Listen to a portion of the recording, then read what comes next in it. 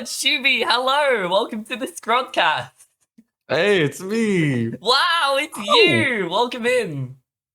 How's it going, dude? It's going good. It's going good. It's going good. I'm glad to hear Hello. it. Hello.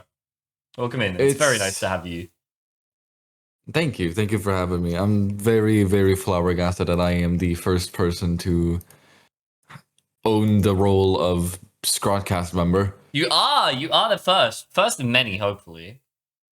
Hopefully. It would be cool to see this continue. I'm very excited for this. Well, I've actually already had people messaging me saying, "Hey, I hear you're doing a podcast. Oh my God, can no I get an way. episode, please? Can I do an episode?" That's so so sick. cool. That's so cool. Sick.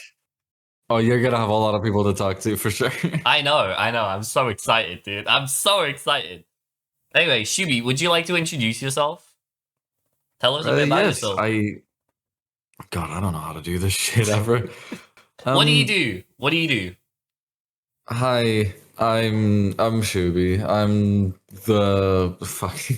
I play primarily Geometry Dash on stream as I'm a streamer. I occasionally play other games that I'm interested in. Currently, those being The Binding of Isaac, and soon to be, we're in as of this recording, Deltarune Chapters 5 is releasing soon. I'm going to be streaming that. Yada yada yada. You're You get doing the point. Deltarune? Of course I am. Fuck yeah, dude. Dude, Oh my this has god. been so hyped for a while. That's so exciting. Within Geometry Dash, I have 80 Extreme Demons, over 800 Insane Demons as I grind those and plan to beat all of them within the game, all rated ones at least. And beyond that, I don't know. I would consider myself decently outgoing. I play the piano. You do. You got a keyboard For my half birthday, a year yeah, ago? for my last birthday. Mm. Yeah. Oh god, it's been half a year already. Yeah, no, that's dude. It's been half a year. The thing's so good. Like if you or anyone really knows about Casio keyboards, like they're really solid, and I've loved it. I've loved it a lot. It's so good. I need to play it more. I've been slacking. Casio keyboards are like the Wacom tablets of drawing tablets. That's true. What is that? They are, right? Yeah, no. No, I've known you for almost 2 years now, Shubhy. Has it been 2? Yeah, I've almost known you for 2 years. That's actually insane. I did not realize it's been that long. Wow, It's been so long. It's been so long. But the thing is, you've been on Twitch for a lot longer than me. You've been on Twitch for what, like 4 years? That's true. 4 years, yes. 4 4 years my God. 4 years as of January this year. So it's been 4.5 years almost now. Holy shit, dude. I don't think I've It's ever... been a while. Because I've known you for a long time, but I don't think I've ever really asked you, like, how you started on Twitch and why. Oh, okay. This is a topic. Yeah. May I introduce you to former streamer, former single man, Exile BD. Former single man. Former child.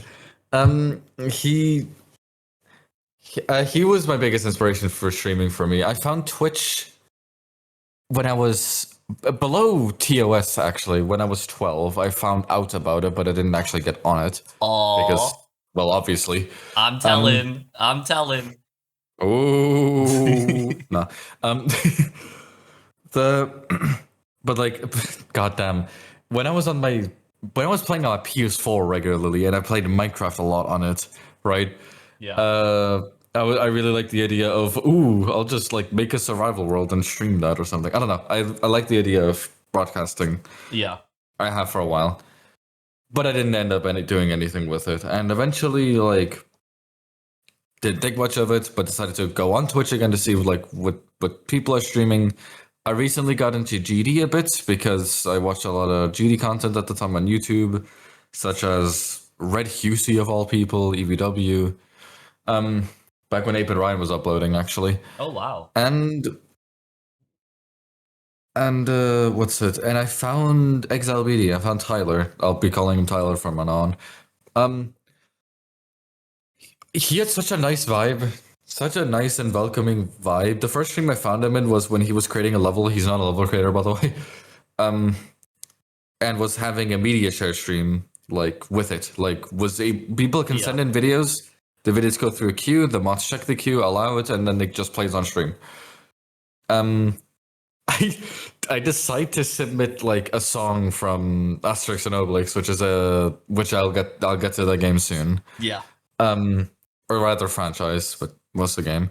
And like he liked the song and it really validated me.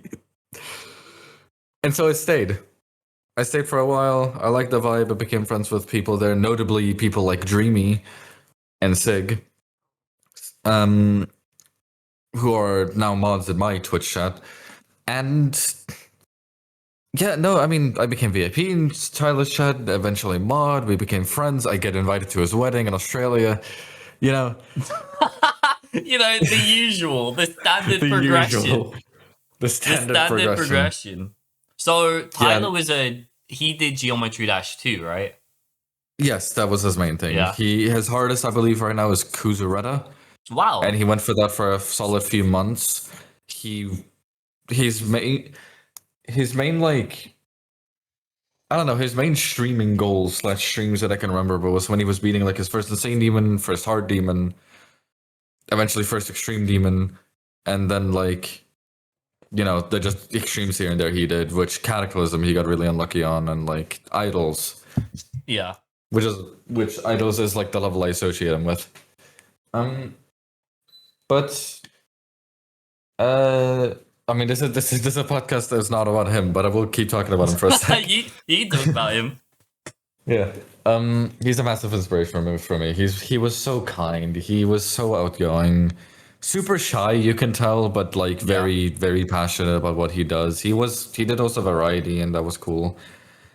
A lot of the people within the community were really fun to talk to, and like, I don't know, it's like, man, it was such a different time on GD Twitch. Like everyone kind of knew each other. Yeah. Which they still kind of do to this day, but it feels a bit more disconnected now. But also that might be just me putting myself in my own corner because I am scared of the broader GD community.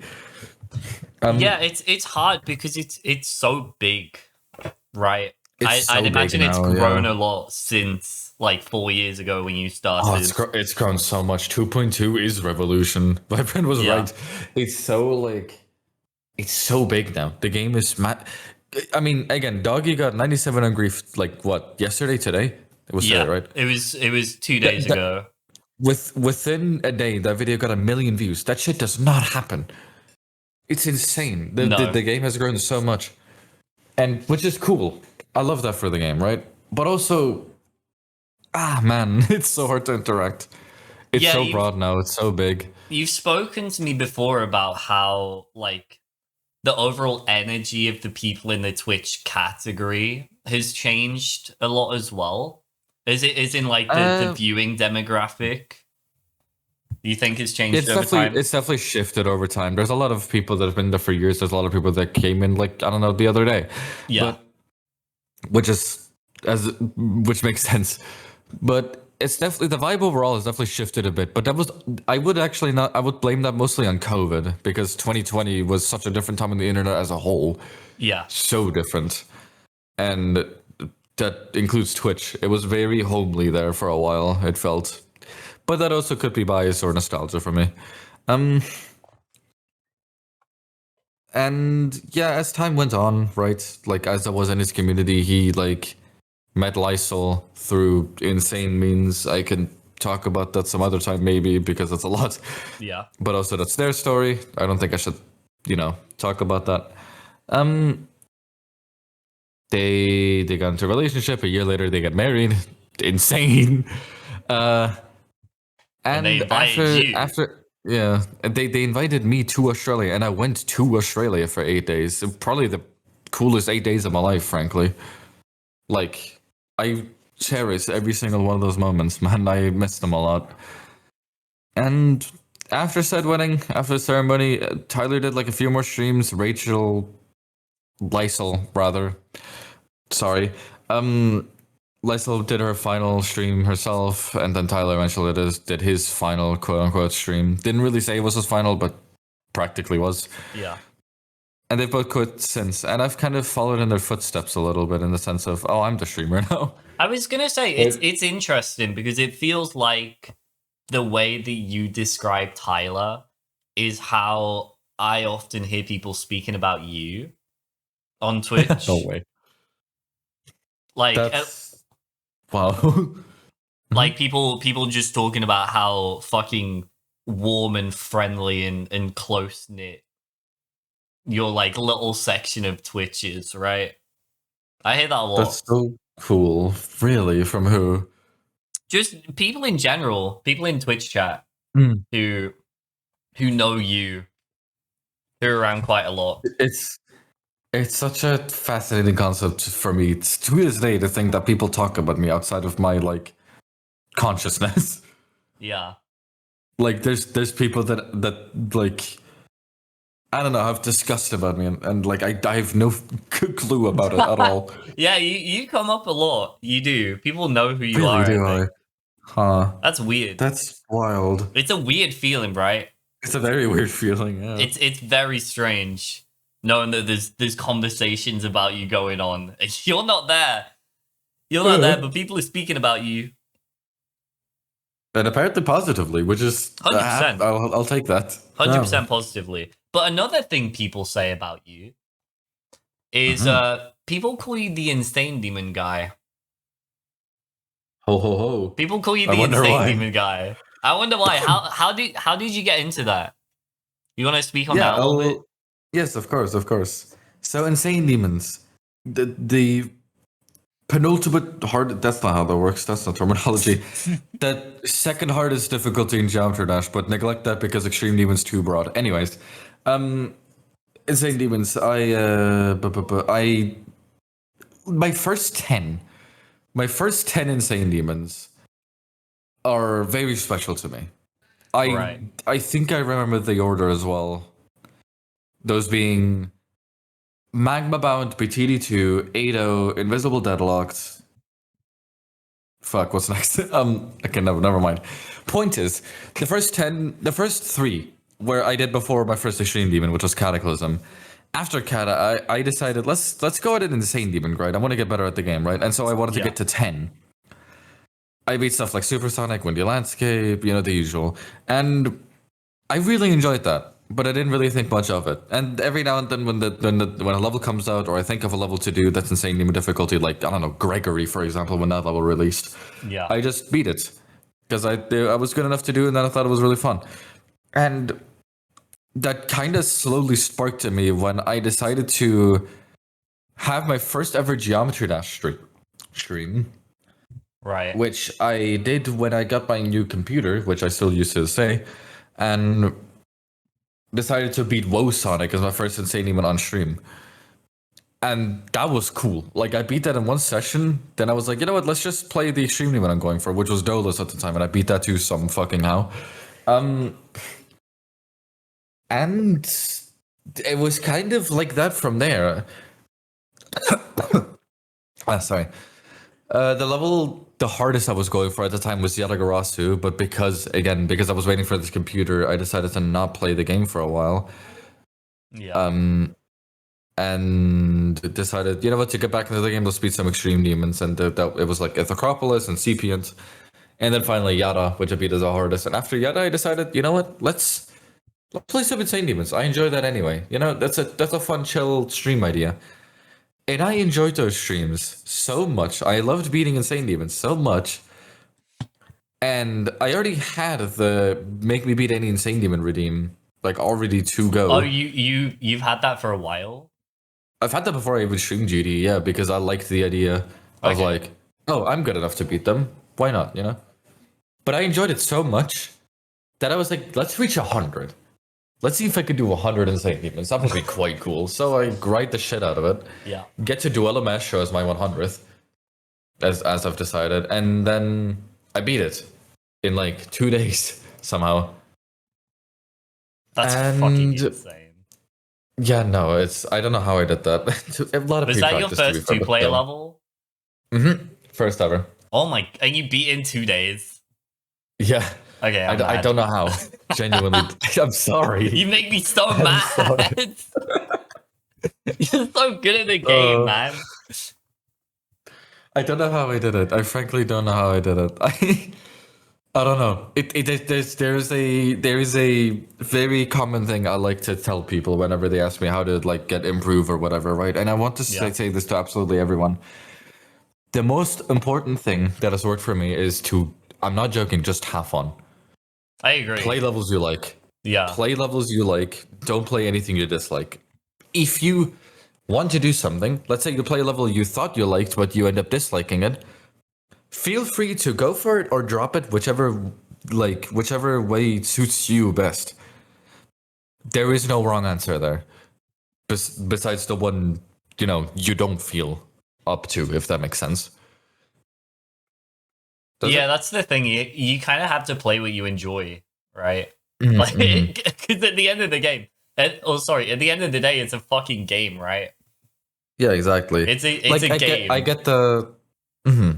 No, absolutely. Like I get the idea of like, for me, for example, I went for the Hell Zone and I hated it, but I didn't want to give up on it, right? Yeah. Like commitment, it's good to have, but you don't need to have it if you genuinely don't enjoy the level you're playing. No, I agree. Yeah, But the but insane demon thing kind of spiraled, right?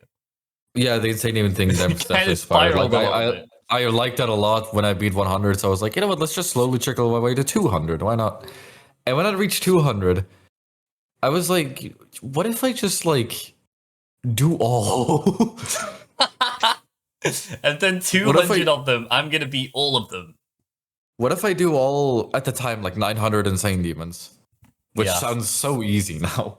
Um, because I'm like I said at 800 plus. I would be less than 100 away, but um.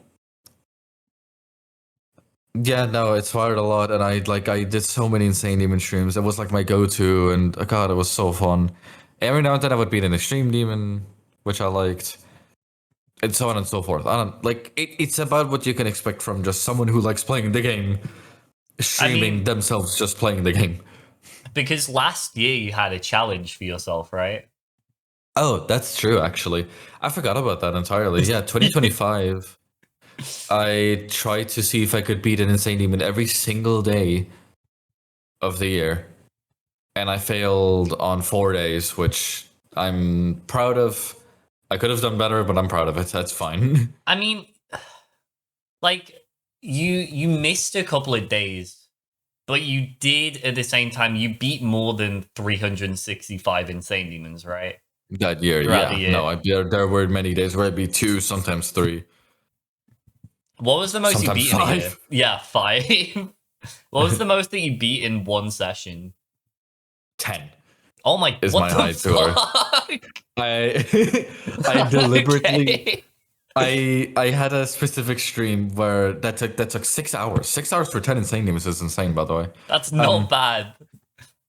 I had a dedicated stream where I picked out a bunch of beginner insane demons, all with different skill sets because I thought it would be interesting. Like one was memory, one was learning, one was 2.0 jank, stuff Yeah. like that. Um, except for dash and explodes that I threw in there for some reason, which is like quite a hard level by Cherry Team. Don't know why I put that in there, but I did it. Yeah. But yeah, no, those 10 insane demons I did it in one stream. I deliberately picked out easy ones that I think I could do, and it was fun. That's I'll that's probably do fucking that again stupid. someday, but we'll see. It's stupid, I know. You think so? Hmm, Well, you we'll see. you kind of slowed down on the insane demons a little bit now, right? Yeah, I am focusing a lot more on getting better at the game in a minute. I Yeah. mean, me beating Visible Ray recently and then almost immediately going to Nelv, which is now my hardest.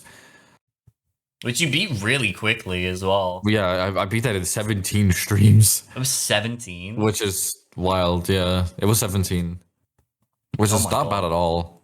20,000 attempts or something, That's something like that. that's is so stupid. stupid. That's so dumb, right?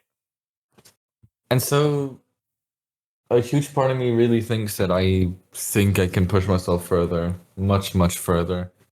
Oh my god, thank you. I think I did a much better job on this one. Thank you. I just got tea. Oh my God. Thank you, Neri. Wow. I will try. Hold on. Thanks, Neri. He said thank you. I'd like some tea too, but It's just really hot. I don't know if I can. It's safe to drink a sip. That's suspicious. No, it's safe. Go on. It's safe. You can trust me. That's much better. Yeah. That's much better than like the one earlier. Yeah, that's good. Thank you. Did you have a bad cup of tea today? I wouldn't say bad. Early today was just like a little bland. Yeah, it's better now. Thank you. Wow, she's Thank you so much. learning. Woo! Woo! Look at you go. Thank you. I'll talk about her soon, I'm sure. Okay, yeah, you will do, I'm sure. Yeah. Something I am curious about though, because you kind of alluded to this a little bit earlier, is that your first streams weren't Geometry Dash. Oh, yeah. I was actually thinking for like the last like 10 minutes to talk about that potentially, but yes. Yes. My first streams were on Asterix and Obelix XXL, that video game that nobody knows about, I'm sure. No one knows. No one knows what that is. Anyone here has heard of it or even played it, deadass, I will give you $5 or some shit. There you go, you've heard it here first. I need to find my people. That game is a video game based on the comics of Asterix and Obelix, which are two French characters, old ass comics from the 90s. Really fun stuff. I really enjoy the stories. I really enjoy the joyousness of, you know, taking down the Roman Empire or whatever. Yeah, it's quite a whimsical franchise, right? Very whimsical. Very silly. Yeah. It very, very rarely takes itself seriously. And what it does, it's surprisingly good. Though it has its moments of, I don't support this, aka Asterix in America. I don't want to talk about that movie. I think you mentioned that on stream. I think I did once. Yeah, you mentioned that on stream a few weeks ago. I remember. Very, very briefly. You wanted to move on so quick from it. Yeah, I have like lots of criticisms for that movie. Yeah. Anyways, that's not the point. The point is the game, because of course, you know, as per the early 2000s, of course, there has to be a video game of a movie or a series. You know, Yeah. as a lot of things. Can we bring that back? Genuinely, I missed that. Anyways, but yeah, I played an old PS2 game. One of my first video games ever, actually, that my mom randomly bought for me, I think, or my brother lent it. I'm not sure. And it's one of the first games. Sorry, one of the first games I ever fell in love with and played. Till the end of it, which I never really often did. Yeah. And the game is literally just like, it's as simple as it gets, really. It's a beat 'em up. It's like beat 'em up with 6 surprisingly big levels with like no story, basically. It's just good fun. I suppose like a And modern equivalent is like Hyrule Warriors, right? Yeah. Yeah, a modern equivalent would be Hyrule Warriors. Except that you know how in Hyrule Warriors it's like a like hundreds of enemies and you're just gonna slash them all down at once, right? Yes. In Asterix, each individual enemy you have to sort of pay attention to. It's a beat 'em up with a lot of enemies, but each enemy like matters, which I love. I love that aspect. Like, I don't know. I really like the idea of like, I don't know, like a fight of like 50 Romans. There's a couple of centurions that you need to make sure like don't combo you. There's archers in the distance, and there's a turtle like ready to like take you down or whatever. So it's not like completely mindless. Yeah, no, it's decently mindless because the combat's really simple, and most of the time you will just be mashing a button. It's simple, but there are moves. There is a move set, and it is simple but fun. But the further you get into the game, the harder it gets. Wow, what a concept! That's really insightful. I know. You're welcome.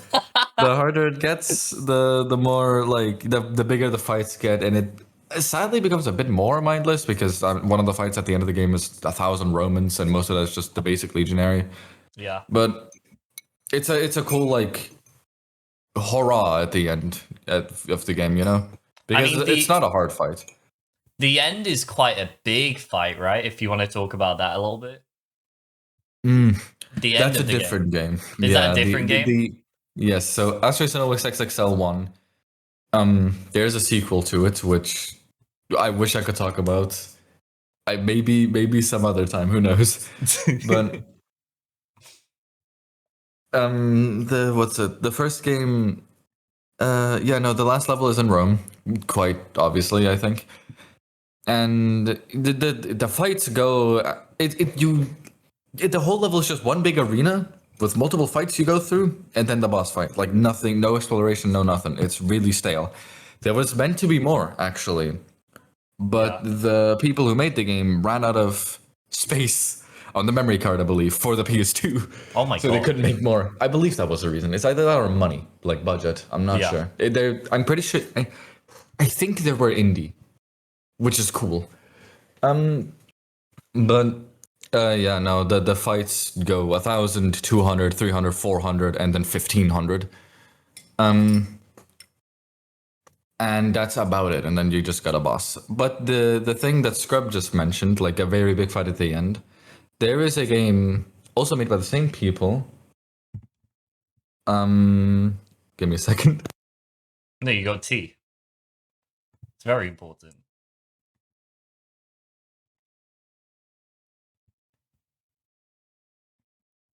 Okay, I'm good. Um, what was it? Right. So yeah, so within the franchise, but specifically made by the people who made the original game, which is XXL2 and Asterix at the Olympic Games, notably. That game is weird as fuck. I won't get into it too much, but basically the last fight is 1 million Romans. 1 million whole ass enemies. And the way you're supposed to do it is one of the combos within all the games. It's a very common thing. Like it's a going theme where the most powerful combo is you turning into a tornado. I wish I was Yes. making this up. You turn into a tornado and you kill like thousands at a time. In the Olympic Games specifically, you kill hundreds of thousands at a time. Wait, so the Olympic Making Games isn't a game that's like Mario and Sonic? It's not like one of those? no, it is like that. Oh. But that like there is also like that's what I say. It's weird because there is the Olympic game mode and then there's a story mode. But the Olympic game mode is intertwined with the story mode. But the What story mode is not intertwined with fuck? the Olympic Games mode. Interesting. The game is also on about multiverse and time travel. And I wish I was joking. I'm not joking when I say that. That's very, very strange. I mean, like it very briefly said, Brutus, son of Caesar, wants to take over Caesar, as you know in real life. There's this scientist that made an interdimensional key. Brutus steals the key by manipulating him. He uses the key to go to other worlds, gets an army of multidimensional Romans from all over the place so he can grow his army to millions, hence the 1 million. And the final fight is you just taking that down.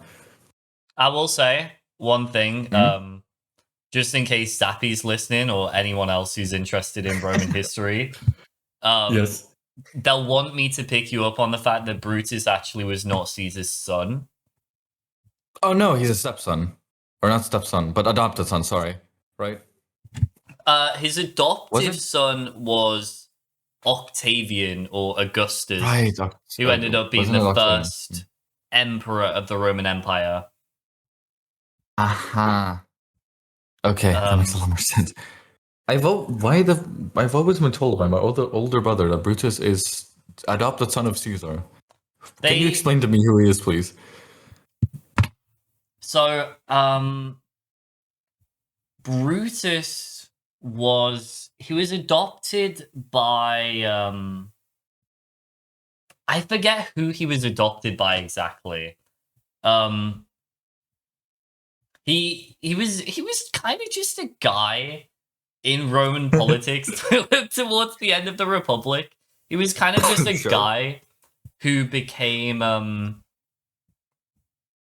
aligned with Caesar, and however, much like a lot of people during the end of the Republic, he was very deeply concerned by the autocratic behaviors, right? Caesar had very much become, you could say, a little bit too powerful, a little bit too much like a monarch, because more than anything else, the Romans hated monarchy. They hated the idea of being ruled by kings, because their republic was founded after the ousting of so it goes 7 terrible kings, right? So they formed this like somewhat democratic system and said, okay, we're never gonna have a king again. And I see. And so Caesar kind of flew a little bit too close to the sun, became a little bit too king-like, especially in his later years before his assassination. Right? He was sitting in the Senate house atop a golden throne, and he was wearing a crown, which was definitely not a king's crown. It was just a normal crown. Definitely not a king's. I have heard of this. Yes, and that made him very not popular. So big conspiracy happened. A couple of assassination like plots, but eventually on the Ides of March, the 15th of March in 44 BC, he was stabbed to death on the floor of the Roman Senate in the theater of Pompey, which was one of his biggest political enemies, right? Pompey the Great. And what's so interesting about this Senate meeting to me was the fact that it was actually outside of the city of Rome. Typically, the Senate meetings would have been held inside of Rome, right? But they would make sense. Yeah, I believe they were doing construction on the Senate building at the time. So for this particular meeting, they went outside of the city to the theater of Pompey, just outside the Pomerium, the border of Rome, right? And he was stabbed to death quite poetically at the feet of the statue of Pompey the Great, which is fucking awesome. That's quite poetic. It's fucking beautiful, man. Beautiful. Anyway, asterisk and obelisk. Asterisk and obelisk, yes. Basically, I mean, if you're into the series, like everything you just explained is like, Brutus is portrayed as son of Caesar within the games and the show, and you get the point. And I mean, what I already explained everything. I don't know why I say that like I'm gonna keep going. But basically, about the 1 million Romans, is I have set a goal for myself to not use that tornado combo and kill every single one of them individually. One by all one. 1 million. All 1 million. All 1 million. I'm currently sitting at 434,000 left, I believe. So I'm over halfway. Currently like 150 hours in. I could definitely grind it out more, but I have better things to do in my life sometimes. Well, you did a stream of killing some of these Romans not too long ago. Yeah, because people, including you, really wanted me to do that on stream for some reason. Yeah. I hear it was great. I hear it was great. I'm very sad to have missed it. I'm so sad. People liked it so much. People liked it so much that I'm probably going to do that as a semi-regular thing now. That would be awesome. Like, we'll see how it goes. But yeah, you're also a speedrunner. Yeah, I was actually about to get into that. So back to the first game. What I actually streamed wasn't just playing the game. It was for the first stream, because there is a remaster of the first game that released, and I haven't played it. And then I was like, you know what, the first stream, let's play through that whole game, the remaster, in one go. And I did. It took like... That was your first ever stream on Twitch? That was my first ever stream on Twitch. January something 2022. And I mean, again, like people like Tyler, like his mod team, and a lot of his shadows were there. Like it was a quite bombastic stream. It So, wasn't uneventful. There were a lot of people there for a lot of it, so which is you were quite wild. lucky with your first stream to Yeah, have these very, very connections, lucky. I'm right? definitely, that's why I'm saying, like when I think of myself as like, as someone who's grown on Twitch, I really like I can't say that without saying like, oh yeah, no, like he's helped me so much for that. Like him and his community. Like I Yeah. will forever be grateful to them. Without them I wouldn't be here.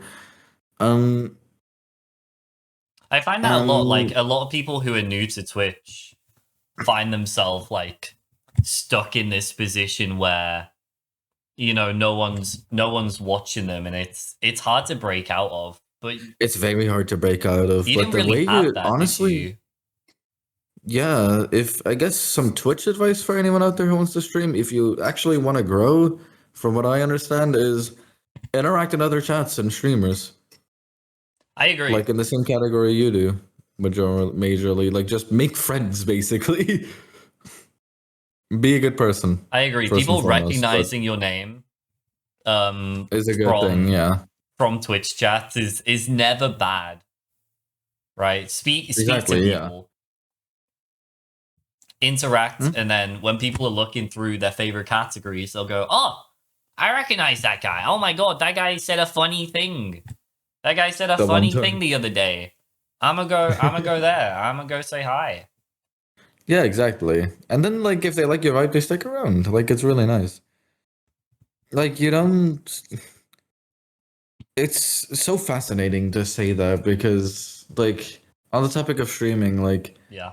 just real quick, like a lot of the big streamers out there, like massive streamers seem really apathetic. But that's Yes. but that's definitely because like they've grown so much that they have to treat it as an actual like brand. They have to treat it as an actual like job if that makes sense, right? Um and so like that's why like a lot of people like tend to say like, oh, I enjoy smaller streamers. They have much more of a like connection type of deal, which is also in favor of the fact that you can actually interact with the streamer unlike the big ones. Do you think your attitude towards streaming has changed as your stream has grown in any A way? little bit, a tiny bit, not much. Because like you regularly have like 50 people hanging out with Mhm. you on Twitch. Like That's wild to me. that's regular. Yeah, Um, that's quite sizable. What the fuck? Okay. I don't look at my viewer count. Uh, yeah, no, I don't know. My attitude always. Oh,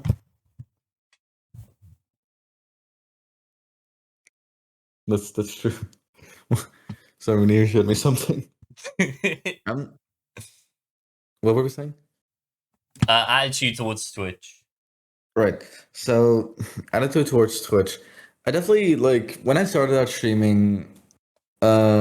This can slowly segue into my personal life if you want to hear about that at all. Hell yeah. That I'm willing to share. But yeah, um, another reason why I started streaming is not only because of inspiration from Tyler. It's also from the fact of I just did not have anything to do here. Like Yeah. my life. I'll go on about that properly in a sec. But like I was not an outside person when I was younger, and most of my majority of time spent was indoors playing games. And what better way to do that is than to stream it really I mean, get you're a something out really of it. interesting person because you've got no formal education at That's all. another thing. Yeah. Yeah, no. Um, I mean, what's my school life goes like this, right? I will explain it all here in a minute. Year one, year one when I'm 6 years old, I go there. I take half the classes. Halfway through year one, I tell my mom. I had an attitude back then. I definitely had an ego back then because I tell my mom like, this is too easy. You're a real sassy kid. Yeah, I told my mom like, this is too easy. I would like, could you teach me or something? And she was like, yeah, sure, that's fine. I'll do that. And she homeschooled me for like half of year one, and I got pretty decently educated. Yeah. And then I went to year 2, like the class for year 2, and like immediately I don't know how else to say this without sounding egotistical, but genuinely, like, so many kids.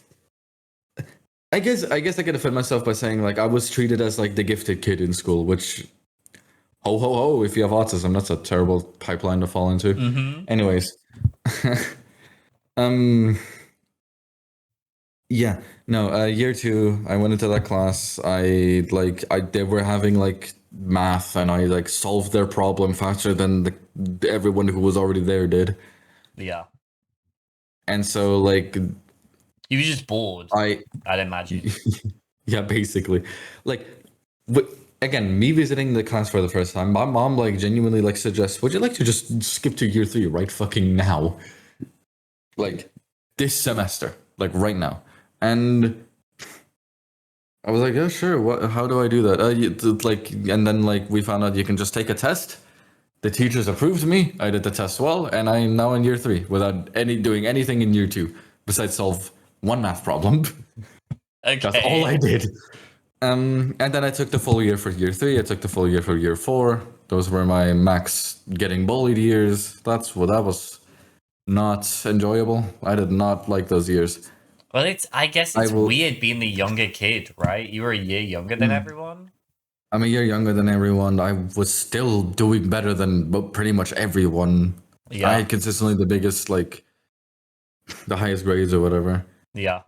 I was also one of 2 people that could speak English, and hence English class. I was very often allowed just out in the hall to just hang out. Well, That where was were cool. you living at the time at this age? Like what Wait, what? country were you in?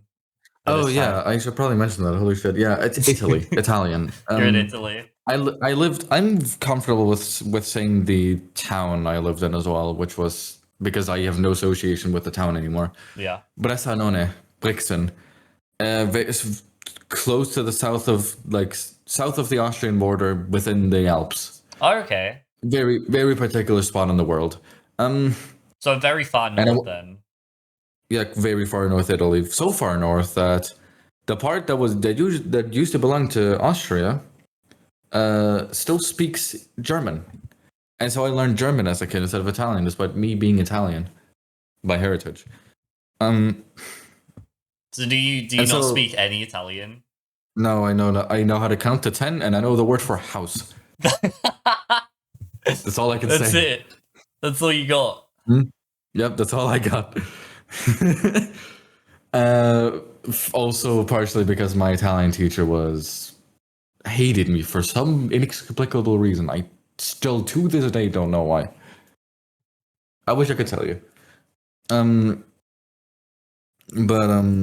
no,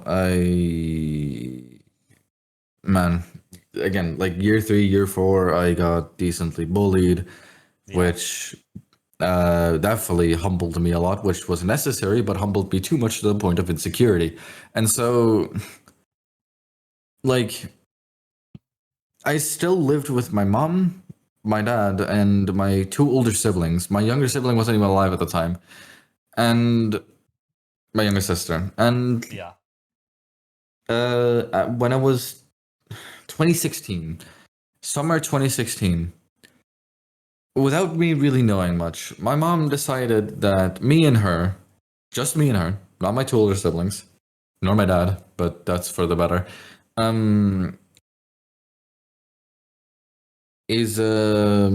what's it? We're just gonna move to Indonesia. We're just gonna go there. We're moving to Indonesia. I have found someone I love. I would like to marry. Let's go there. And so Not you, me your being mom. 10 years old. Yeah, my mom, not me. No. You were 10. I was 10. I couldn't decide for myself, obviously, and so we went. Well, rather, I was 9 actually, and so we went. And it was so hard, adapting to a country where I didn't know the language, struggled with the heat, struggled with making friends in the first place because looking back, I was definitely autistic. I mean, I still am. I don't know why I'm saying that like I was. And I bet the whole culture was different as well. yeah, which I've experienced before. I've visited Bali like many times, right? But Yeah. man, I don't know. Like it was like living there was different. Did you Especially now with like a already? new dad, basically. Yeah, I was gonna say, if you visited Bali, did you already know some of the language, or when you moved, did you have to learn all Yes, of it? I knew some of the language. I knew like how to, how to, like A1 level language. I knew that I had to say hello, thank you, please. Yeah. Where's the toilet? The usual. And yeah, no, I had to basically learn the language from the ground up since living here, and I still don't fully know it. And I'll get into that in a sec. As to why I've been here for over 10 years and I don't know the fucking language like fluently. Though I can have proper conversations with people, but still. Um, yeah, no, I mean, yeah, my older siblings were left behind. My brother was just like my older brother in particular was left behind because my older sister decided to have because my older sister was of the assumption, very fairly so, I would say, that my mom Yeah. left like some money behind or some like support behind so that the apartment we had would be rented, right, for a while at Yes. least till they can like get a job or like move out. No, she not at all. Actually, No, what she had happened to is what completely happened. fend for herself. Not my sister, my brother had to because my sister, of that assumption, decided to take a vacation in Southeast Asia for 3 weeks. No way. So she spent all the Like, money. So your mom had left behind money. no, no, she don't get it Oh, wrong. My sister wasn't at fault here at all. She went off the assumption that my mom left something, so my sister spent her own money, I believe, too, okay. for that. She didn't spend like what if potential rent money there was. Yeah. She's not irresponsible. She's a good person. Yes. All No, of of them are. course. I love my family. Again, besides the dad, which I'll just say right now, You don't not have gonna to get get into into that. that. It's too personal for me. But I Yeah, will yeah, say that my mom has had 3 husbands, and all of them are divorced yeah. Mm-hmm. in her life. And as like as they are, I'll just briefly describe every single one of them in one word, Oh God. and Okay. in no particular order. We got deadbeat, psychopath, potential murderer, same one, that one, Yeah. and pedophile. Mm-hmm. Yeah. Like the three like worst husbands you could have, really. Like of the 3 different categories, it's fucking insane. She's so unlucky. I feel so Yeah, bad and for her. it's a shame because she seems like such a fucking lovely lady. Yeah, no, I mean, she's such a good person for like her circumstance. I mean, she had to run away from her home at like 8 years old or Yeah. something. I don't know the full story, but it's wild. I need to ask her more on that. That's something I should bond with her with. Get the mum lore. Um, the mom lore. Uh, but yeah, no. That's all I'll say. So, a funny thing is about my dad's and my mom's divorce is it took 30 minutes, which is really From funny. It dead ass took 30 minutes. like from the moment of marriage or No, not from the moment of okay, marriage. I From the was gonna moment say of I thought you from meant the like they were married for 30 minutes. no. And From then the she was like, moment oh, of I made a mistake. No. I made a no. mistake. From the moment of like filing divorce papers, Yeah. like getting the idea of I should get divorced to I'm divorced. 30 minutes around. No way. That's He was impressive. that And bad. He that was was that bad. on Bali. No, that was in Italy still. Okay, so if you ever want to get divorced, go to Italy, is what you're saying.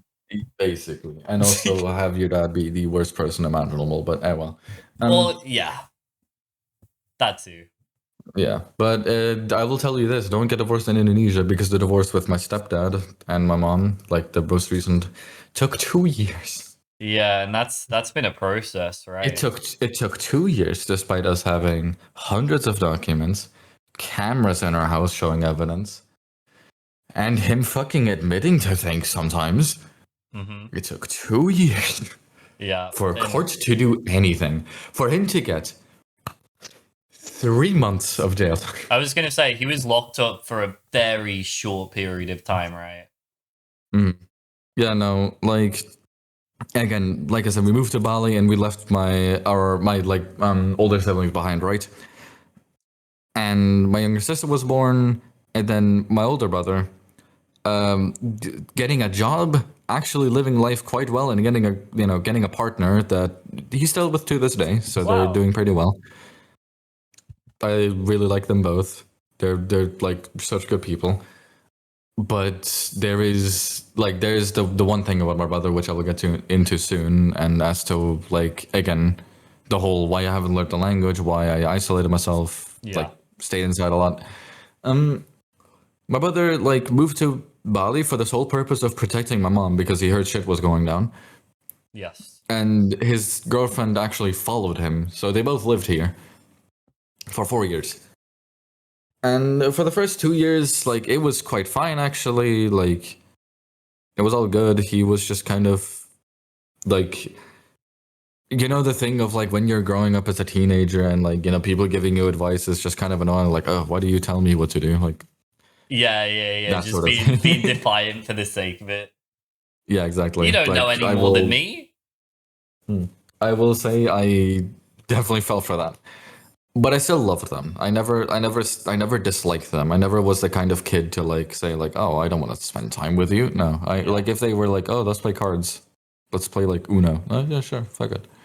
So is that related to you not learning the language? Was he like, hey, dude, you should actually learn how to speak? And you were like, no. No, definitely not like that. No, not at all. It was more depressing actually. Oh, okay. Um, yeah. So I'll get into that. Actually, I'm comfortable speaking about this. He again, sole purpose of protecting my mom from him, right?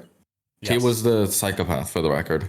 I've talked about this. Because he'd He moved. Your brother had moved from Austria, right? from Italy. From Italy. Actually no, yeah, from Austria, right? He lived Okay. in yeah, okay. Um, and yeah, he was here for 2 years. Was fine. The latter 2 years where divorce started finally like conceptualized and thought about, and actually like like my mom started hating him. Like the love for him started finally fading away, like the love that you can't shake away even though your partner's terrible type of love. Yeah. My mom is very very susceptible to love. She will do fucking anything for a guy she likes. She has now declared herself asexual as of the third husband being terrible. Anyways, Bless her. um bless her, yeah. um she what's it no him my brother. God, it was so bad. Like he was so paranoid about him. My brother is like, I don't know how else to explain him other than alpha male, but with a good heart. Yeah, you tend to describe him as like very protective of Yeah, your family. very protective, very manly, so to say. But he is a good person, and he doesn't like push that agenda Yeah. unless it's with me. That's my problem. So basically, as like on the latter 2 years he was here, like when he was super paranoid, literally could not leave the house for a year, was stuck indoors because of this guy. Constantly got like 3 hours of sleep per night for like months straight. Oh my It god. was bad. It was so bad for him. And so I can't blame him, right? But I was very unfortunately like the target of a few of his like emotional outbursts Yeah. because I was like 15, 16, no, like 16, 17 at the time, and I didn't really do much for the house because I just didn't know how to take responsibility because I was Well, yeah, always because you were a indoors, right? kid, right? Yeah, exactly. I was also a kid.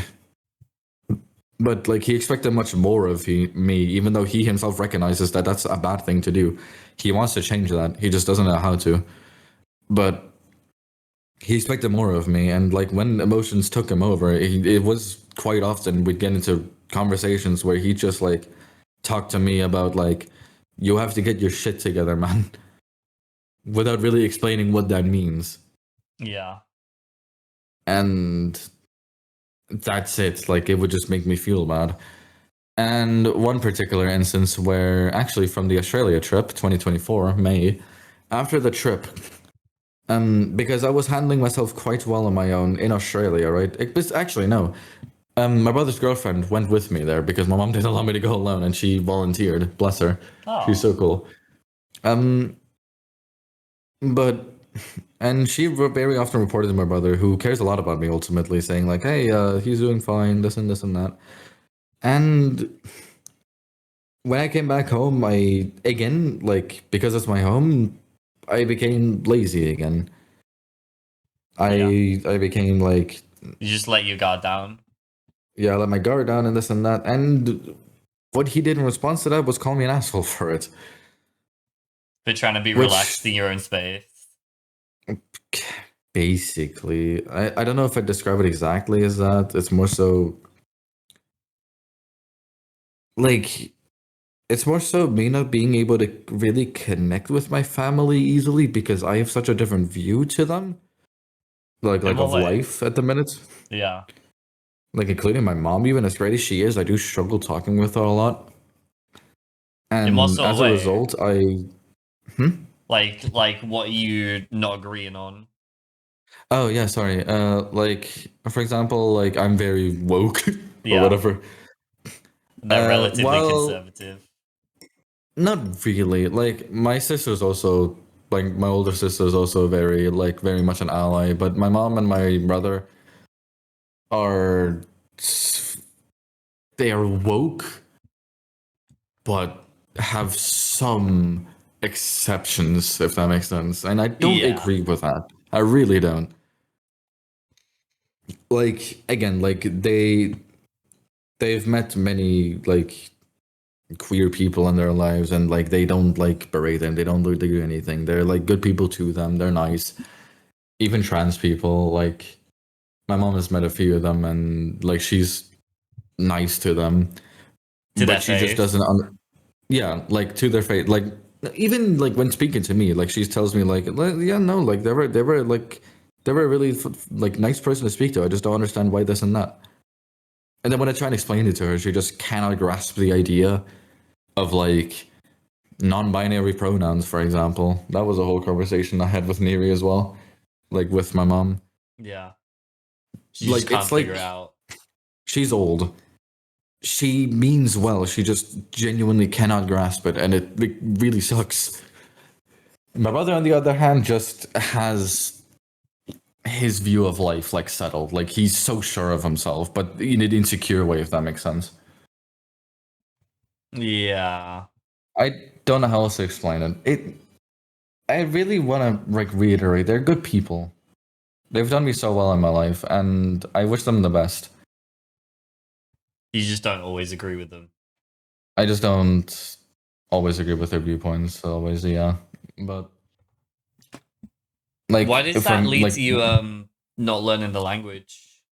yeah, so basically, my mom again like that whole thing, and like I decided, you know what? I don't want my mom to like constantly like because she also did the thing of like you need to get out more, you need to do this more. Can you Yeah. like I don't know, can you make friends even though it's like that sort of thing? Can you stop Yeah. playing video games even though that would make me want to play them more? And it's something I do regret, right? I quite isolated myself from my family as a result, like by playing Minecraft 24 hours a day, for example. Yeah. Um, and as a result, I didn't really get to interact with them much, like from since I was 13 onwards. And yeah, no, genuinely, I don't know how else to say it other than I isolated myself for multiple years. During my entire teenage life consists of me sitting inside playing video games, then getting into streaming, and occasionally going outside to somewhere, Yeah. which is quite a sad teenage life to have, frankly. I mean, it's But because of that, interesting though, because you seem to. I mean, you've found companionship online. If you want to talk about that a little bit. No, I mean, I will get to that in a second. not just I all will the get to that friends in a that you've second. made online. Yeah, absolutely. I'll get to that in a second. Don't you worry. Like, I isolated myself from my family, and it's something I really, really deeply regret because now I have a really shaky connection with my mom. Even though I love her and she loves me, it's really like, it's hard to talk to her a lot. I am, frankly, a bit scared. Same thing goes for my two older siblings because I've been separated from them since I moved to Bali, and they can only visit. Besides my brother who stayed here, but even then he was too focused on other things. And my mom also hosts a charity called the Bali Family Foundation, short for Yes. BFF. That she hosts and helps out the people in poverty, gives people homes, gives people food. It's really the kindest thing a person can really do. It's genuinely philanthropic. I see it with my own eyes. She also has connections, lots and lots of connections. May I divert Yes. you to the screenshot Neri sent in media and my server as of yesterday, Let me pull it real up. quick. Let me find it. I'll pull it up on the screen as well. Yeah, go for it. This is a genuine conversation, just to explain like what kind of connections my mom has with this island within Bali, because that's where I live for the record, Me like within meeting Indonesia. with 12 politicians. Do you see what I mean? What the fuck? That's so funny. Is she making cookies for the politicians? No. The Oh. context is me and Neri want to get into baking more because we made churros like yesterday. It was really good. Yeah. And I don't know. I don't know why my mom said that, but Oh, she was just saying that. she was just explaining her thing, like where she was at, I'm guessing. So funny. I like the So way funny. she did it. It feels very oddly millennial. Oh, very Feels millennial. very millennial. Me meeting with 12 politicians. It's so Just casual. silly. Oh, hold on, give me a second. You're all good. Okay, back. So, what were we on? Right. So, no, the connections my mom has. I mean, she literally she has dinners with the third highest person within Bali, right? Yes. That's happened before. He was at my house, like at this house once, casually. She has connections with court. She has connections with the immigration office. And if things need to get done, I can skip lines and shit because I'm her son. That's It's insane. insane how she did. I find it, frankly, like it sounds unbelievable, doesn't it? It really does. But It I'm does. I'm that son. I mean, It's crazy. you gotta make the most of those connections, though. Because I remember you speaking before that at least one of them was useful relatively recently. Yeah, very recently. Getting a passport, something like that. So about that, around beginning of December 2025, I may or may not. She's just laughing at me right now. I know. I'm sorry. I may or may not have, for the first time in my entire life, actually, fallen for someone. Like genuinely, like had a crush on someone. Yeah. And said person. Oh my god! I forgot to talk about LLL. I'll get to that.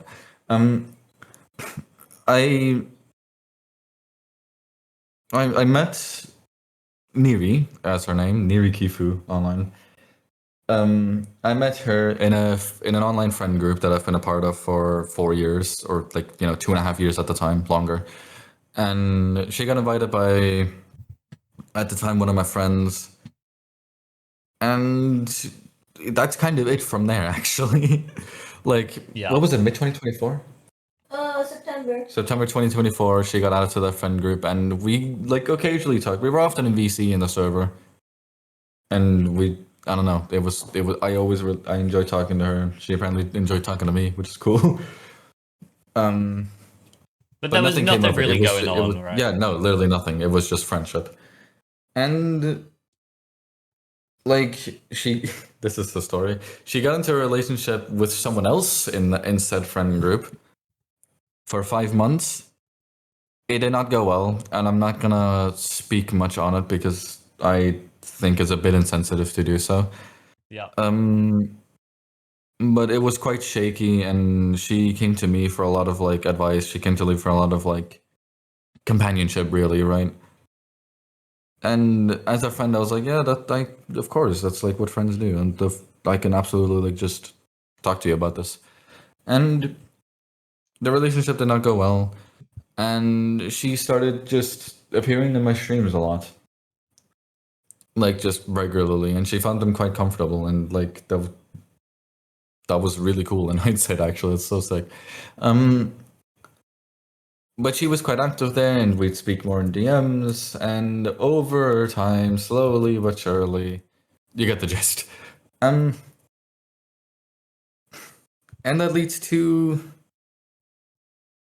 like a whole shaky, very shaky, like build up to me confessing eventually Mm-hmm. to Neri knowing almost the entire time. By the way, She knew everything. She knew everything because she I knew was everything. I was acting as a double agent. Yeah, you're I right. was I was I came to you mm-hmm. for advice because I Yeah. knew you had experience, and she also did so after a while, like on December 31st or something. Yes.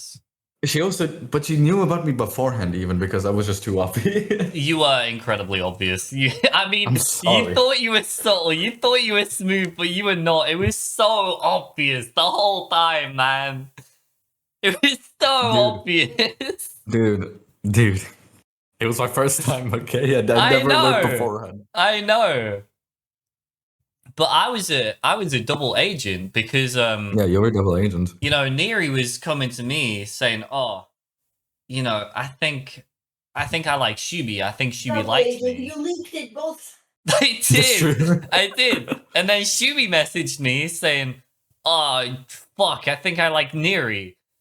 And I was like, "Ooh, okay, well, we can work with this. We can work with this." And I was a double agent. I was going back and forth. I was going back and forth. And you guys were telling me everything. It was awesome. we were telling you everything. Literally For better or for everything. worse. And I mean, I think at the time, neither of you guys really knew that the other person was speaking to me. I don't think either of you knew that the other person was telling me everything. Yeah, not But for a bit. And then like you made it very obvious. Mm-hmm. Yeah. Man. And the hardest part about that for me was keeping everything secret. Oh Yeah, my because god, that was so hard. There was so many like times where I almost slipped and went, "Oh my god, no, can't say that, can't say that," because I'm so like I'm good with keeping secrets, but it just at the same time, this felt like it was so obvious that there was something going on that it didn't feel like a secret. It didn't feel like a secret in my brain. So there were a few times where I'd go to say something and then realize, oh, fuck, he doesn't know that. She doesn't know that. I can't. Or like people on Twitch don't know this. You can't say that yet. yeah, no, terrible. absolutely not. It's so funny. It was so hard. It was so hard. I can imagine, right? It would be hard for me to keep that secret too, of course. Well, yeah, because we had like multiple hour-long calls about everything. Because it was at least for you your first time ever having to negotiate these feelings, and it's fucking it's hard, right? It's so really difficult. Dude, falling in love is the hardest thing ever. I don't know how people do it like consistently. I don't. It's really really difficult, and it's scary, especially when you've never done it before. And yeah, no, the thing is, it's also really funny because like you as a double agent is like probably the reason why it all worked out, wasn't it? I mean, that's what Neri keeps saying to me, and I don't take any of the credit personally. I mean, I'll take it if you give it me. I'll take it if you give it me, but I would never. Oh, we saw your VOD where you said you take credit. Oh, did I say that on stream? You said that once. Yeah. Oh, did I say that? Okay, never mind. I take all the credit. Never mind. Oh, you take all the credit now. Okay. I take all the credit. This is all me, baby. All me. All you. Yeah, man. Well, I didn't know I said that. Okay, well. No, I think you did that one. You probably said that as a joke, most likely, but still. Probably, but even still. But no, to be fair, we can give you some of the credit because of it, like Neri ended up not distancing herself, right? And we got closer, and it led up to me just eventually confessing like mid-January. And it took a long time as well. It took a while, yeah. I mean, I was nervous. I know. wasn't sure. It was fucking adorable. It was so cute. Okay. It was fucking adorable, man. Listen, I'm a grown ass man. Anyways, what's it? Right.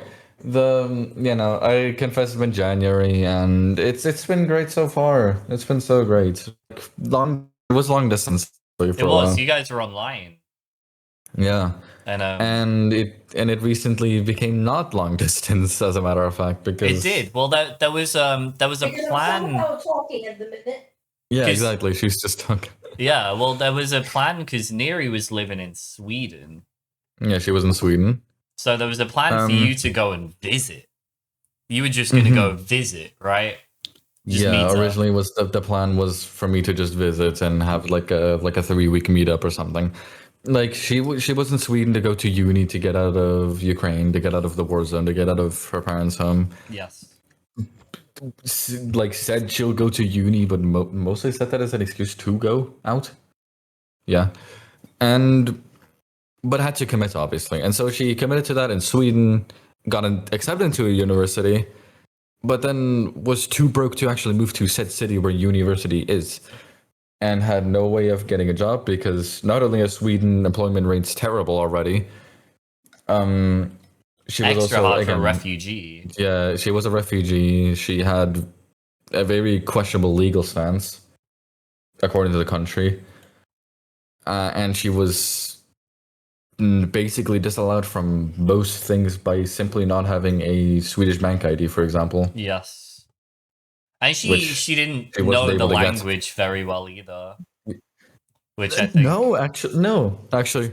She learned the language in half a year. Yeah. Oh, you can speak it? Yeah, she can. Can you speak Swedish? Yeah. I mean, I more to understand it, I guess, but also I could speak pretty well. Yeah. Like she's such a language nerd. I don't get it. It's so impressive.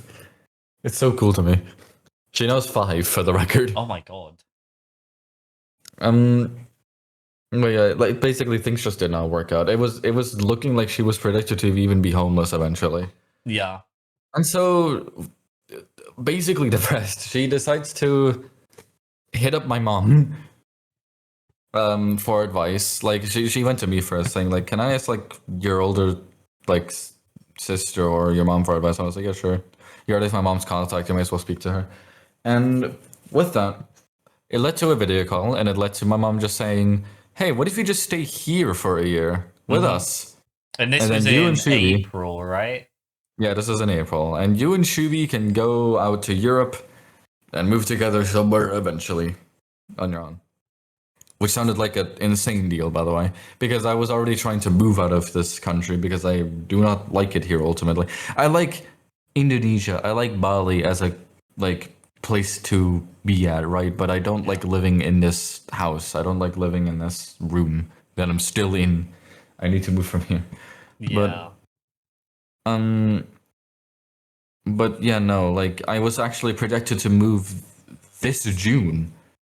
In another world where Neri would not have moved here, I would be in Europe right now, actually. Yeah, you were gonna go to Austria, right? I was gonna go to Austria and live with my older sister, yeah. She offered like to keep me and even to pay for the flight and like help me find a workplace, help me settle myself. Really kind stuff, you know. Um And that was thrown out the window because this idea came along, and it was genuinely just better for both of us because I'm hella inexperienced in life, anyways. I need to catch up to stuff. I have no education. I don't have a middle school diploma, which I need, let alone a high school one. So finding jobs is quite difficult. Yeah. But Neri's staying with you on Bali. And then the current plan, if things haven't changed, is you guys are looking at moving to Austria next year, right? Yes. The idea is to move on to Austria like late-ish next year, if I had to guess. Yeah. That's probably the most realistic option. But who knows? Things can change anytime. We'll see. But that's the plan right now. And that's what we're pretty much committed on doing. But That's we are very taking the exciting. time now to just kind of relax. She's been here for a month now, by the way. It's been a month already? Yeah. Oh my god. She flew here on the 4th of June, arrived on the 5th, and May, wrong month. 4th of May. Why, dude, I did this for April too. I never say May for some reason. You know, arrived May 5th, and my life has changed a lot since then, for the better. It's been 100%. I mean, one you of the seem a lot coolest months of my happier. life. Do I? Do I actually seem happy? I mean, I fine. say this all the time. When you're on stream, you have a heart rate monitor. When you're speaking Yes. to Neri, your heart rate is lowered significantly. Like, you're just more relaxed. Yeah, that would make sense. Fucking adorable. So cute. Oh. Listen, that's okay. That's where we're at right now. I love her dearly. Yes. Thank you. Aw. And it's been a wild ride. It's genuinely been so crazy. And that's what Scrub means by passport, by the way, because moving to here, she would still have refugee status technically, but my mom decided, fuck you, world. Let me contact the immigration. Let me talk to the person that I know and get them to not file you as refugee status and get you a tourist visa. Yeah. And she has one now. We extended it recently, and we're gonna have to extend it again to be a proper visa very soon, I'm assuming. Right? That's the plan, yeah. And then she will genuinely have full legal status, which is fantastic. That's as a incredibly refugee. exciting. So cool. Yeah. Given like how fucking hard it was for her in Sweden. Yeah! Because Yeah! in Sweden, you have to have a job contract first to even get a bank card. Yeah! And Yeah. that makes everyone wants to get it. Yeah! Do you guys plan on working on Bali? Or how does that do we look? plan on working in Bali? Probably not. No. No? The language barrier for Neri is just too much, and That makes sense. It doesn't pay well. it doesn't pay well at all. Yeah. No. And frankly, this country. Have you, dude? I don't know. Like, I could talk about it. Like, I could talk about the whole like me. It's so weird because I'm a boring vanilla cis straight male, right? About as privileged as it gets, but despite that, I still feel unsafe living here almost because of how much I support queer people. That's most It's of my that online bad? space. Even I'm not joking. There is a very recent news story of two university students, Yeah. two guys simply kissing in public. What happens as a result is the whole campus comes around, mocks them. Father shows up. Everyone pities the father, and the father shames his son, who's gay. A truck pulls up with a megaphone, shaming them again, No fucking way. and makes most headlines, showing their faces and everything. That sounds like a fucking horror movie. That sounds satire.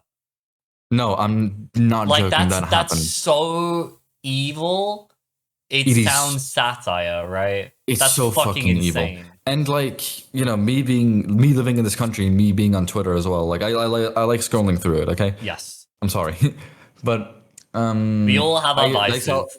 yes, I saw a lot of Indonesian tweets that day, and like, I'm not joking. Like, my Twitter feed is like mostly queer friendly. Like, I have my algorithm as that.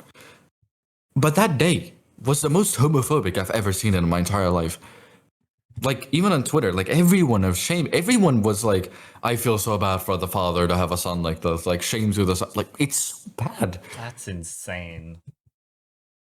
And I want to say this to just shed light on how, like, again, to bring even more publicity to, like, we like taking homophobia seriously is important Yes. in my eyes, including transphobia, general hates towards queer people. It's so important. Much more important than even other allies seem to think it is. It's insane. And like you say, you don't even deal with that. No, I don't. Like, I don't have gender dysphoria. I don't deal with that. I simply don't understand like the significance of that. Right? I can't speak on how trans people feel, nor how generally how queer people feel. Right? Despite that, I still feel unsafe here because I simply support them. That's fucking It's horrifying, ridiculous. dude.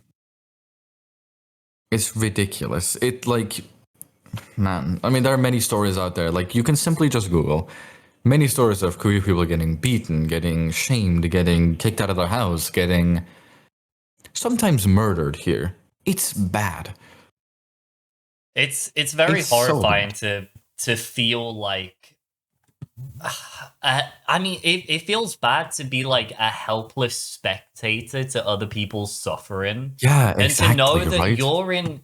you're in like such a cozy position because you're not at risk of that, but you also look at it and you can go, I don't like people experiencing that, and just that in itself puts you in danger.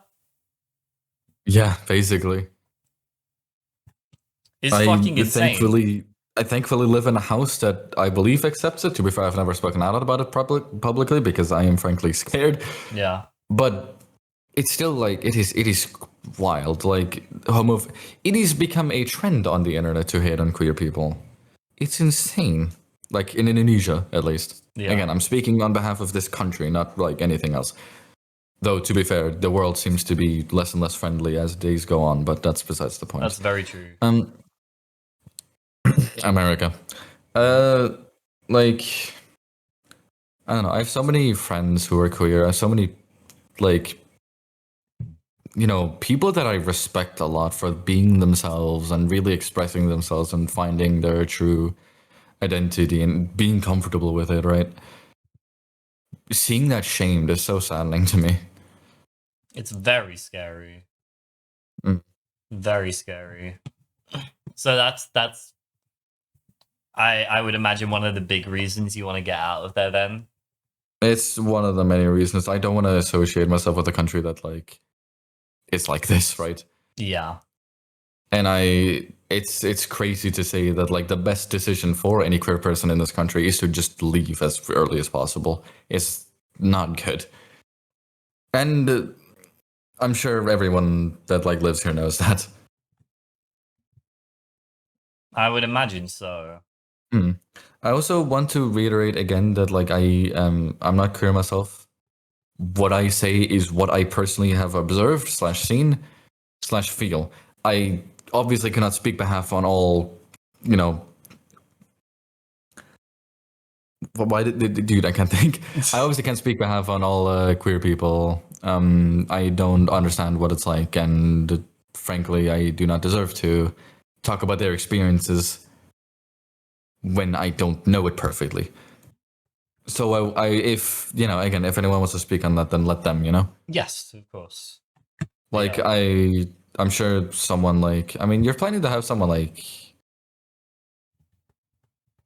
I'm not sure if it's Ang is public, right? Yes. Anglified? Yes. Yeah, okay, I'm just making sure. Like, he could probably give you like many, like, a better, like, conversation about it. I feel Yeah, because he's I Malaysian, definitely, which is right next door. I am gonna hopefully be speaking to him at some point. I would love to see him. I would love to see him like on this podcast. That'd be I mean, really he's a really very cool. interesting guy. I fucking love Ang, dude. Mm, I love him so very much. outgoing. Very very outgoing. I do He respect him is. a lot, though I don't speak to him always. He's really cool. No, I feel like I'm in a similar position to you, and that's part of why I'm doing this. Where like I've kind of isolated myself from the broader community because Mhm. that's scary, right? And it's just so easy to keep in your own lane. It's so easy and so comfortable. Yeah, Um, absolutely. It's the easiest thing, but you're trying something new here, so you're really going out of your way. I am. I am. I just want to speak to people. I've said Mhm. this before on stream that like a lot of the time people do this sort of format with people in the Geometry Dash space. It does Mhm. center around Geometry Dash. Of And course, yeah. at least me and my community, we care more about people. I think in Mhm. general more than like the game is kind of an afterthought and the people are kind of the priority. I think Of course, yeah. that's I more would agree with interesting that. to I think me. that's very interesting. Yeah, like I could go on and on about my GD career as well, right? There's a lot to Yeah. say there. It's shaped my life, Oh, there really. is, and that's interesting in its own right. Of Mhm. course. But there's also many other factors, right? Exactly. Many other things like Exactly. that define me, I guess. And I feel part like for me part of it is there's a big trap that a lot of new or smaller Geometry Dash streamers fall into, right? Where they kind of think that their gameplay is going to speak for itself in a way, Yeah. and Though they you go kind of on. forget that like a big part of Twitch is being human, having a personality, engaging and interacting with people in interesting Absolutely, yes. ways, right? 100%, 100%. But I will say this about your point is that there are GD is a very, would I say competitive? It's a game that, like, when you're in top play, when it's really really hard, that the levels Yeah. that you're playing, um and you're simply just focused on playing the game, but you'd like to just stream it for the sake of footage, for the sake of getting your name out there a little bit more. Not speaking is, in my opinion, I think fair if that's how the person wants to play the game. I don't think that's something Yeah, I'd like to shame. I absolutely agree with that, but I feel like a lot of people when they speak to me about Twitch, they talk about their goals to like be a Twitch streamer with a community of people who engage and interact with them. And you know, Yeah, as Aeon points out in his newest video, you're not gonna be the next Oink, right? For 99.9% of people, your gameplay is not what's engaging to people. It's of just course, not yeah. that interesting. Because there are thousands of other people playing the same game, right? And there are even more people playing the game better than you are, right? You have to differentiate Mhm. yourself by being yourself. Of course, yeah. That's just kind of how on like that's kind of how life works, really, isn't it? You got to make 100%. yourself stand out more so you can, I don't know, get a job, look cool at a party, find a partner. Like, you get the point. Yeah, because you're never gonna be the best at anything. Hmm. Like you're No, just not, right? But you have to figure you out can what you can aspire be it. good at. Hundred Yeah, you percent. can Yeah, yeah, aspire it, but you gotta know what's realistic within your hands. you do.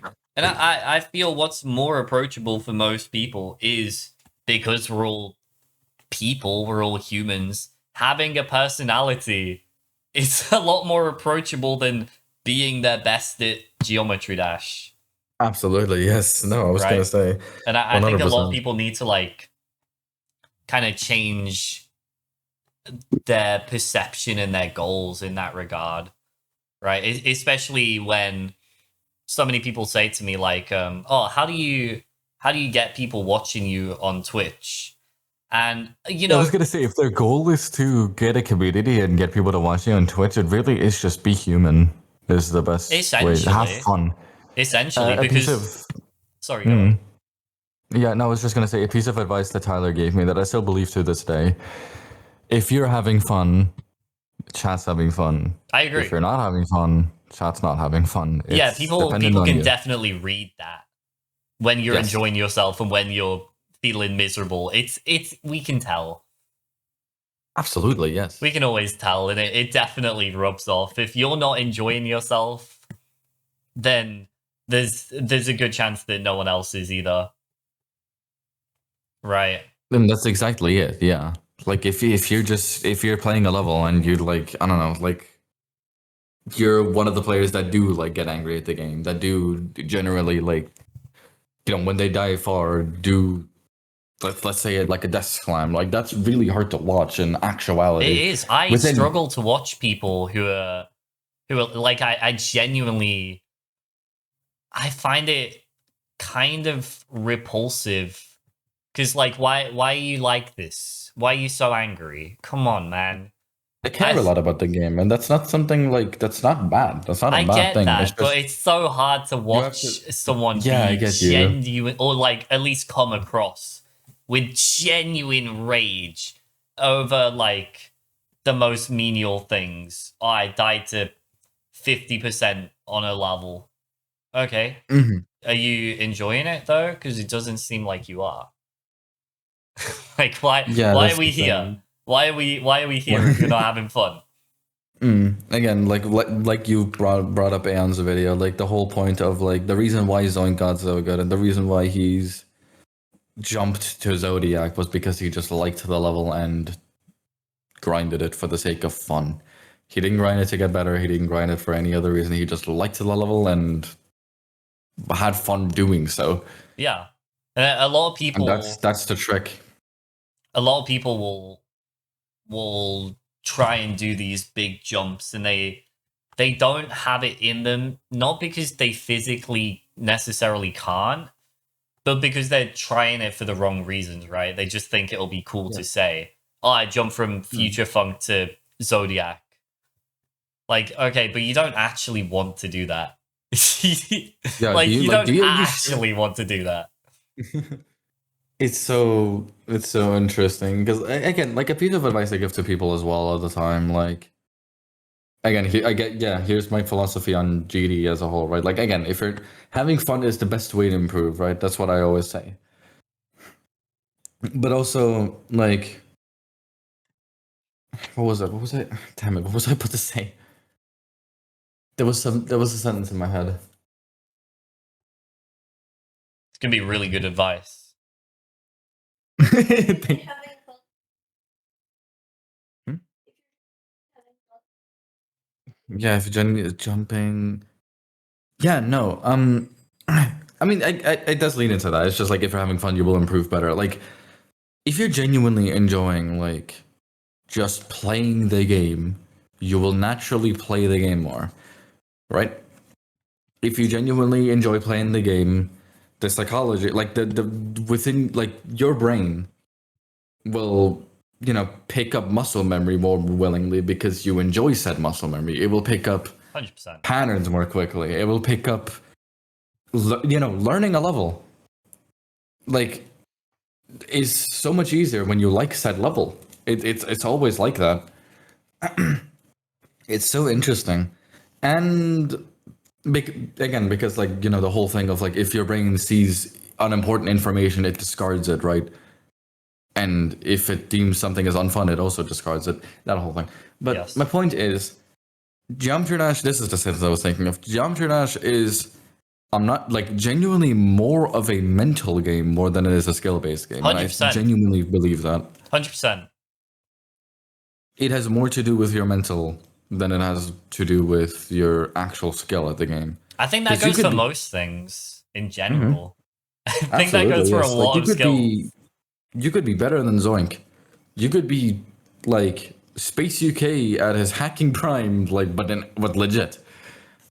But The difference is if you decide to play a level that's quite hard for you and you spend more than 2 days on it and you start to not like it and then give up, that's not gonna ever get beaten. Then that's it. Like you've it's over. Yeah. Unless you decide to go for it again. But like, it's all hypothetical. I feel like a lot of people have this kind of they have this grind set, right? Where they're not actually, and this also goes for Twitch, where they're not really having fun. They're kind of doing it and turning it into a chore in a way, just to say that they did it. If you know what I mean. Yeah, like the worst thing you can do to yourself, really, like, is to turn your hobby into something you resent. Absolutely. It's a really, really sad thing to happen, actually. And it's easy to do. And I see it. That's the thing. It's such an easy thing to do. It's such an easy trap to fall into. It right? is, because I know for a fact you've had points on Twitch where you've thought, oh, I fucking hate this. This is just not fun. Because everyone has. No. Yeah, like 2024 was such a bad year for me. Like I streamed so little that year because I just did not enjoy GD that much. I did not enjoy. I had no motivation. I felt the loneliest I've ever felt, really, and it's like I probably the closest I ever got to genuinely being depressed. Yeah, and that's sad. Because I was simply that was the only thing I indulged myself into in my life, and it just got stale. And then I had nothing left to look forward to in my head. But eventually, like, during 2025, I got a lot of motivation for GD back somehow. Don't know how, but I did. Enjoyed it.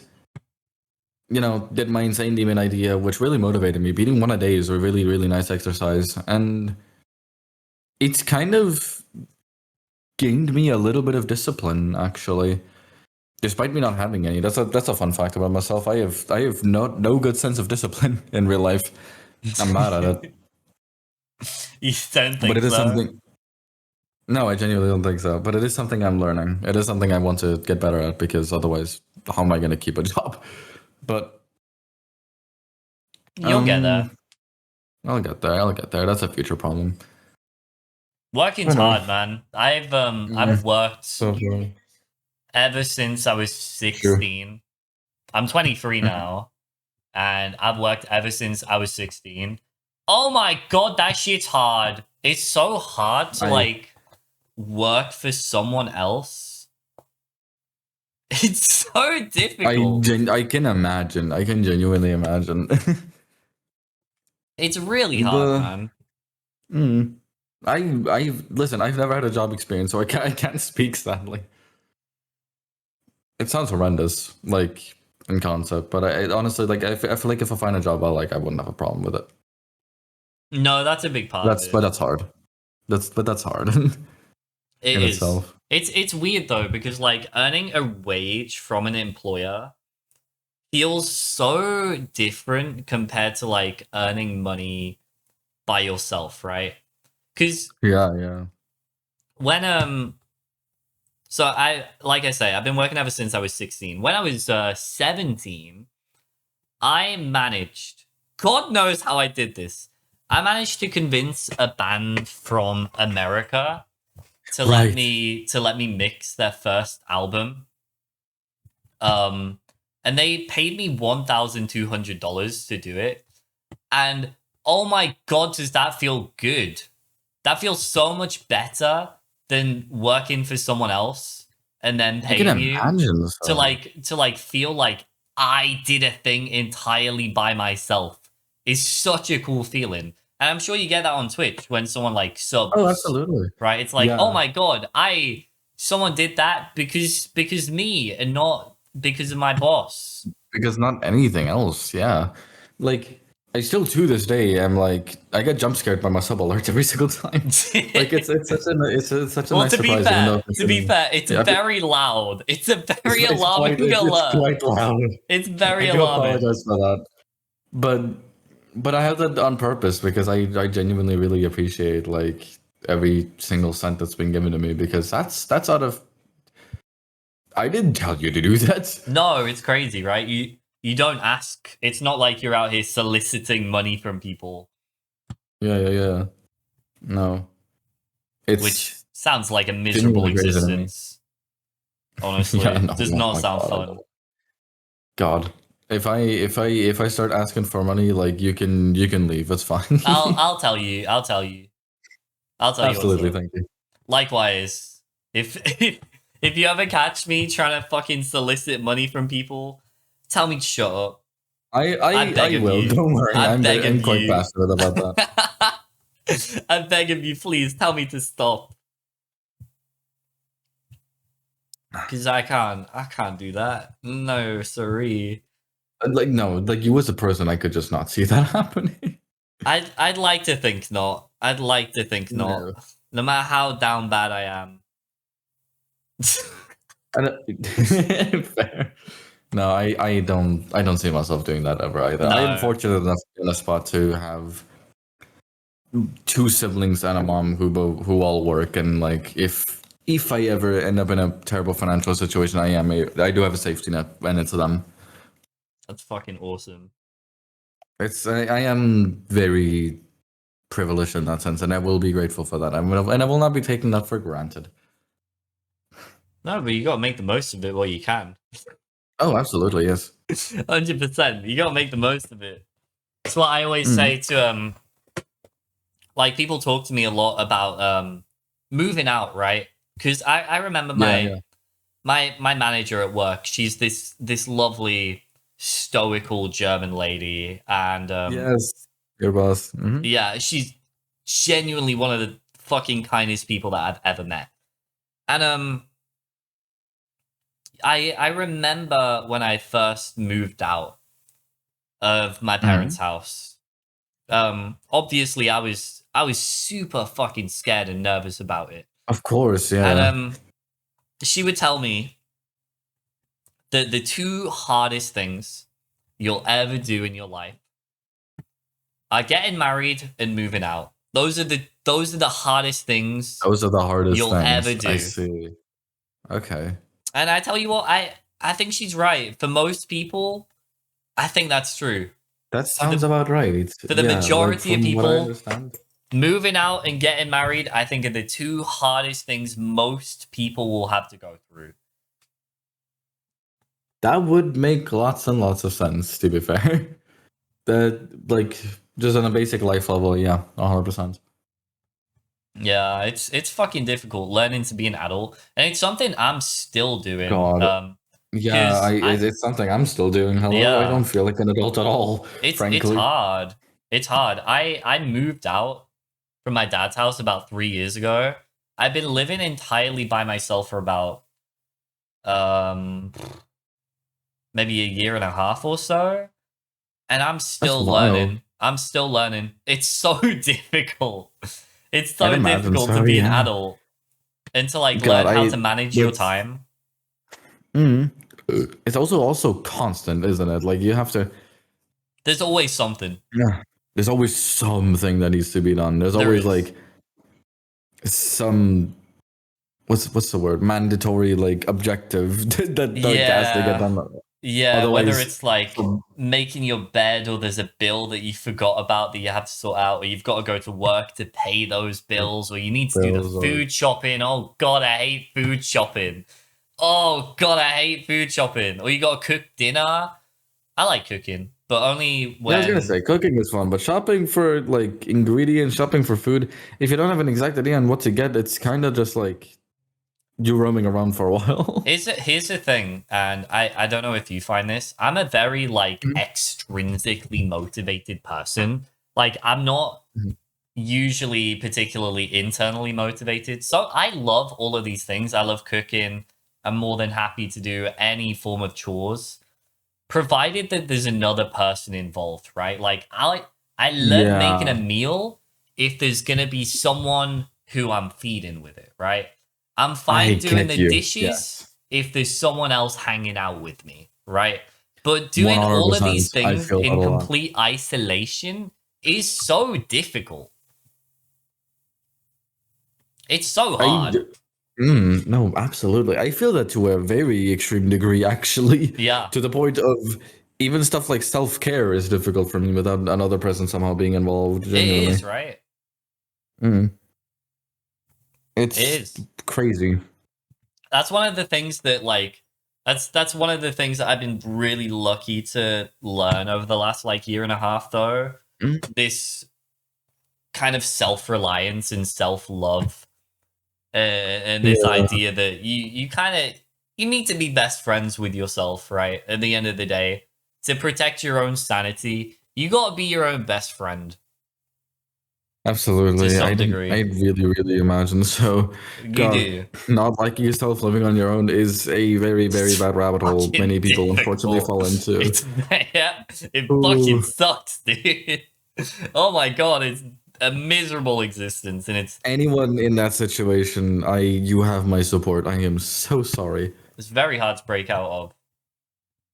Eh, Very hard. I've been super lucky though to have like you were talking earlier about how you know you didn't have many friends as a kid because you were online. At the same Yeah, time, I found myself lucky for the fact that I've been able to make so many connections and so like some of my best friendships in the world online, right? that is absolutely true. I mean, again, same here. Like most of my, but I mean, all my best friends are like from the internet. My Yeah, partner is from the internet. Everyone I've met, you as an example. Like it's crazy to me how that all works, fucking awesome. and it really it goes to show how like the connections you make on the internet are very real, are very, very real. All the They people are. saying like, oh, you don't ever make friends that last over 2 years. You don't rely on connections on the internet. Like That's that's the bullshit. safer thing to do, I guess. But at the same time, no. These are real people behind screens. Treat them like 100%. real people. 100%. You're making real connections with real people. And like, you know, my most of my best friends are literally an ocean away, right? So Yeah, unfathomably far absolutely. away. And that's awesome. And like I've learned so much about myself from people who are so far away, right? Like Mhm. you got to use that. You got to use those connections that you can make. 100%. I mean, again, like